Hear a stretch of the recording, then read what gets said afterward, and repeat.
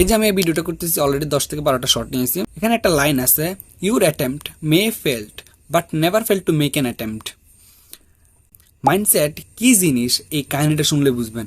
একবার এক সন্ন্যাসী রাস্তা দিয়ে হেঁটে যাচ্ছিল, তখন একটা হাতি দেখলো রাস্তার পাশেই দাঁড়ানো আছে, তার পায়ে একটা ছোট রশি দিয়ে বাঁধা। হাতিটি চাইলে এখান থেকে ইজিলি বেরিয়ে যেতে পারত, কিন্তু সে পারতেছে না।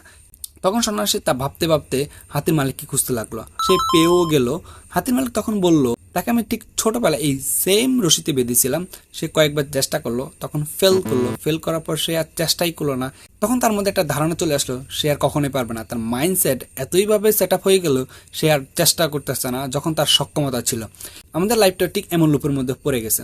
আমরা অনেকবার চেষ্টা করি, চেষ্টা করার পর ফেল করি, ফেল করার পর আর চেষ্টাই করি না। দেখেন, আমি এই ভিডিওটা করতেছি, আমি অলরেডি 10 থেকে 12 বার আমি শর্ট নিয়েছি। আমি কয়েকটা কথা আটকে যাচ্ছি বা ভুলে যাচ্ছি শর্ট নেওয়ার সময়। সো আমি যদি বারবার চেষ্টা না করতাম তাহলে কি এই ভিডিওটা আদৌ মেক করতে পারতাম? সো আমাদের লাইফে এমনভাবেই চেষ্টা করতে হবে, হয়তো সেটা পড়াশোনার জন্য, হয়তো সেটা বিজনেসের জন্য, অথবা সেটা পার্সোনাল ব্র্যান্ডিংয়ের জন্য।